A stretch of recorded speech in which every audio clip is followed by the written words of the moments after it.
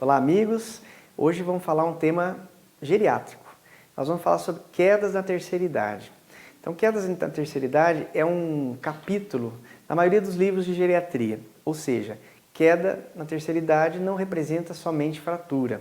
As quedas na terceira idade, elas podem trazer repercussões múltiplas no indivíduo que se sujeita a essa queda. E, inicialmente falando sobre queda, nós podemos falar dos processos que desencadeiam essa queda. Então, muitas vezes o indivíduo na idade, até por uma mudança neurológica, muda-se também a questão do seu equilíbrio.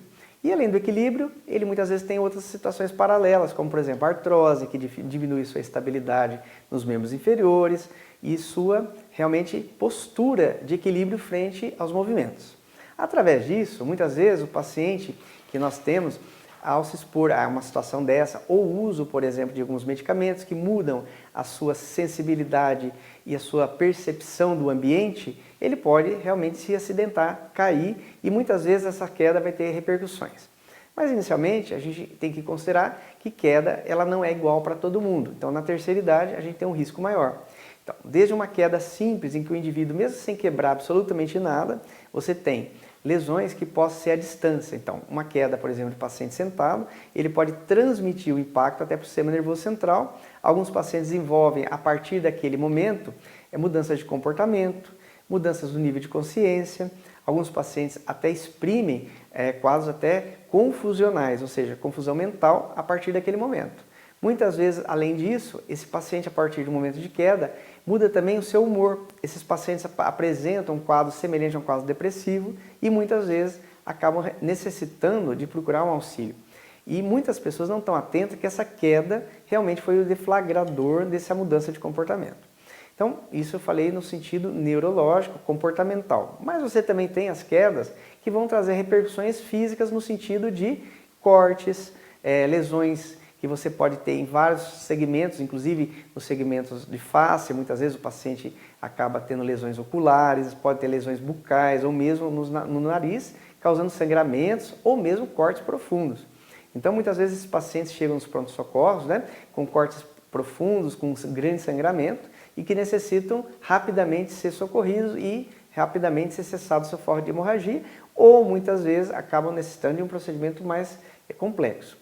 Mas assim, nós estamos elencando algumas situações, ainda com um grande medo de todo mundo, que seria as fraturas. Então as fraturas podem advir de uma queda simples, não necessariamente de uma queda de altura, pode ser da própria altura, ou mesmo o paciente na idade, numa queda parcial, ele não precisa ir ao chão, ele pode ter uma perda de equilíbrio, ao atritar ou bater contra uma parede, ele pode ter realmente também uma fratura. Porque a sua densidade óssea geralmente pode estar diminuída ao longo da idade e as fraturas podem ocorrer.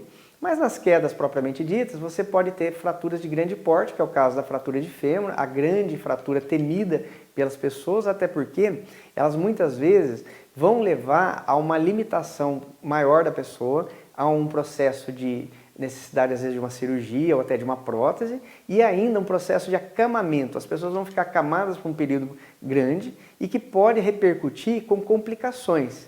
Não só feridas, como é o caso das escaras, nas zonas que você tem realmente sendo parcialmente imobilizadas no processo de recuperação, mas também o surgimento ali de diminuição do fluxo circulatório, aumentando a chance das tromboses, que seriam os coágulos, não só no membro que foi acometido, mas também à distância, como é o caso da embolia pulmonar, que pode ser originária de um foco de coágulo à distância.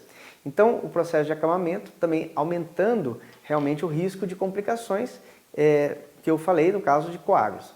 Ainda, muitas vezes no processo de acamamento, que o paciente se expõe após uma queda, ele pode ter o quê? Intensificação da artrose, mudança do seu padrão gastrointestinal, até porque as funções biológicas ficam prejudicadas. O risco nesse período ainda de você, por estase urinária, aumentar a chance de infecções, ou seja, o processo de acamamento leva ao quê? A um processo de colonização bacteriana mais fácil para esse indivíduo e ele pega uma infecção urinária. Então nós temos várias repercussões do ponto de vista imediato de uma queda ou a posterior, até mesmo se houver complicações. Então eu falei um pouquinho sobre queda, porque é um tema que todo dia nós temos algum paciente que se expôs a alguma queda. Dessas maiores ou até as menores, mas ele teve algum acidente doméstico e muitas vezes não é nem doméstico. Às vezes esse paciente estava num ambiente externo, ele podia estar até na rua, de repente fazendo uma caminhada, se expôs a uma situação dessa, em que muitas vezes até tem que ter um socorro externo porque ele estava sozinho. Então a gente tem que estar atento ainda ao risco que essas pessoas se expõem em determinados momentos de estarem só. Então, ao momento que elas estão só, realmente elas podem ter realmente uma complicação um pouco maior. Devemos elencar alguns ambientes da casa que são de maior propensão às quedas, né? Então a queda na beira de cama ou a queda no banheiro são dois lugares bastante visados, né? Até porque muitos desses locais existe a facilitação do processo de escorregar e você ter uma queda às vezes com maior intensidade. Mas existem outros ambientes também que são propensos, por exemplo, aqueles ambientes em que você tem muitos móveis, muitos objetos que podem dificultar a livre deambulação, a livre circulação das pessoas.